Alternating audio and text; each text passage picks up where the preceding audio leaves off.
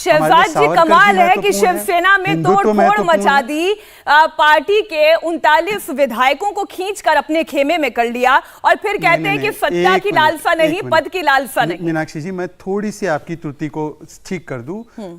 आज हमारे साथ ओरिजिनल बाला साहेब ठाकरे जी की शिवसेना हमारे साथ है।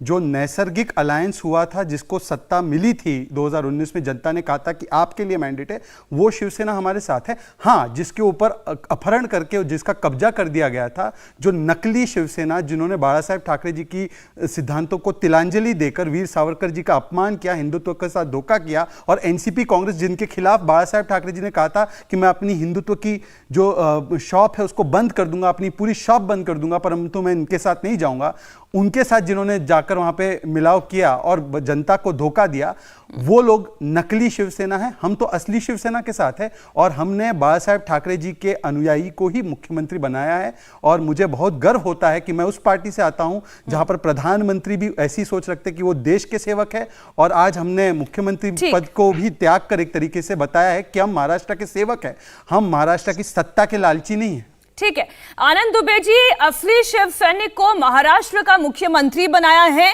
ये दावा भारतीय जनता पार्टी करती है। आपने एकनाथ शिंदे को सुना, आपने देवेंद्र फडणवीस को भी सुना, अभी आप पार्टी के प्रवक्ता को भी सुन रहे हैं। उन्होंने एक झटके में अगर हम ये कहें जमीन खींच ली उद्धव ठाकरे की, शिवसेना की, तो शायद गलत नहीं होगा।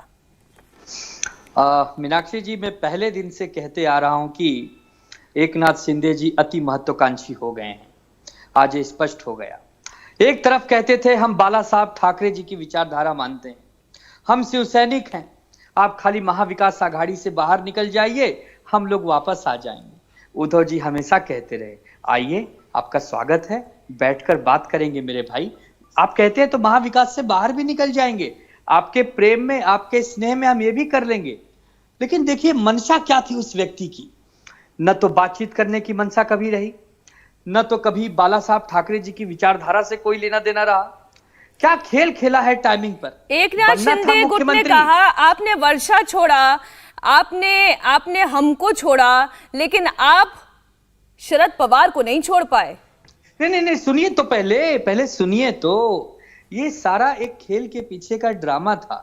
देखिए वो उनको बनना ही था मुख्यमंत्री, और वो मुख्यमंत्री बनना चाहते थे, और उनको मुख्यमंत्री बनाने का वादा कई महीने पहले महाशक्ति ने कर दिया था। और महाशक्ति चाहती थी कि हम एक तीर से दो निशाने लगाएं, एकनाथ शिंदे को मुख्यमंत्री बना दें ताकि शिवसैनिक ही रह जाए, और शिवसेना के पाले से सबको छीन लें ताकि शिवसेना कमजोर हो जाए।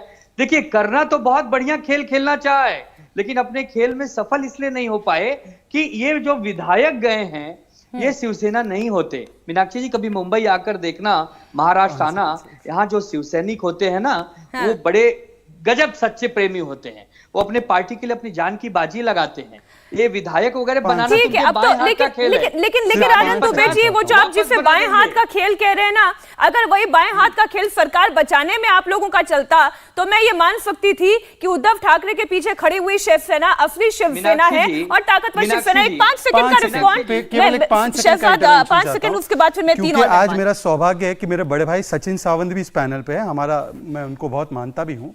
सचिन भाई से एक बात पूछे, राहुल गांधी ने वीर सावरकर जी को कायर और डरपोक कहा, क्या सचिन सावंत इसका खंडन करते हैं? और क्या आनंद दुबे जी राहुल गांधी की इस बात को अग्री करते हैं? ये क्योंकि कहते हैं ना हम हिंदुत्व के असली ठेकेदार हैं, तो दोनों से इसके ऊपर दिशा वो भूल ये ना हो जाए, दोनों से पूछ लीजिए क्या सचिन सावंत राहुल गांधी की बात को मानते हैं? और दुबे जी क्या इस बात को अग्री करते हैं राहुल गांधी? सचिन सावंत जी, आज का ये सवाल जो शहजाद ने उठाया, और वो बड़ी ब्रेकिंग न्यूज, एकनाथ शिंदे होंगे महाराष्ट्र के मुख्यमंत्री, आपका टेक?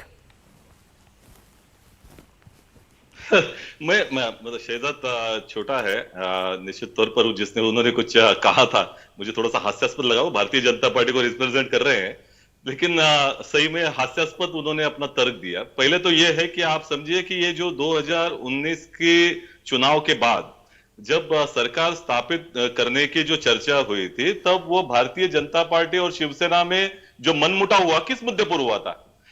शिवसेना कह रही थी कि शिवसेना का मुख्यमंत्री बनाया जाए, तो अगर एकनाथ शिंदे मुख्यमंत्री बन सकते हैं अभी, तो उस वक्त में उद्धव ठाकरे जी मुख्यमंत्री या उद्धव ठाकरे जी जो कहते, या शायद एकनाथ शिंदे तभी उद्धव ठाकरे जी के उम्मीदवार भी हो सकते थे, तो वो क्यों नहीं बनाया गया?